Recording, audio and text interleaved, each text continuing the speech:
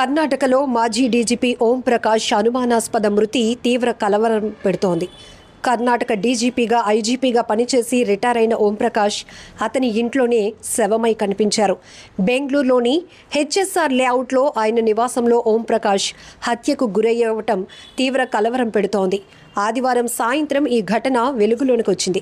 ఓం ప్రకాష్ హత్య కేసులో ఆయన భార్యను ప్రధాన అనుమానితురాలుగా భావిస్తున్నారు పోలీసులు. ఓం ప్రకాష్ హత్యకు గురైన విషయాన్ని పోలీస్ కమిషనర్ దయానంద ధృవీకరించారు. రక్తపు మడుగులో ఇంట్లో శవమై కనిపించిన మాజీ డీజీపీ భార్యపైనే పలు అనుమానాలు వ్యక్తమవుతున్నాయి. ఓం ప్రకాష్ మృతదేహాన్ని ఆదివారం సాయంత్రం 5:30 సమయంలో బెంగళూరులోని హెచ్ఎస్ఆర్ లేఅవుట్లో ఉన్న ఆయన నివాసంలో గుర్తించారు.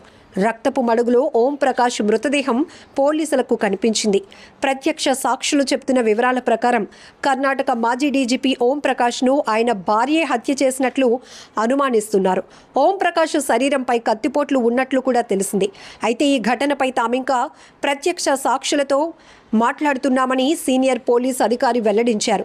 పూర్తి సమాచారం తర్వాత ఓం ప్రకాష్ మృతిపై మాట్లాడతామని కూడా ఒక స్పష్టమైన వివరణ ఇస్తామని కూడా చెప్తున్నారు. మరోవైపు ఓం ప్రకాష్ భార్య అంతకుముందు ఓ వాట్సాప్ మెసేజ్ షేర్ చేసినట్లు తెలిసింది. తన భర్త ఇంట్లో తుపాకీ పట్టుకుని తిరుగుతున్నాడని, తనను చంపాలనే ఉద్దేశంతోనే ఉన్నాడని అందులో ఓం ప్రకాష్ భార్య పేర్కొన్నట్లు సమాచారం. అయితే ఆమెకు మానసిక ఆరోగ్యం సరిగా లేదన్నట్టు తెలుస్తోంది. దీనిపై పోలీసులు ఎలాంటి స్పష్టత ఇంకా ఇవ్వనప్పటికీ పూర్తి విచారణ తర్వాత మరిన్ని విస్తుపోయే నిజాలు బయటకొచ్చే అవకాశం కూడా ఉంది.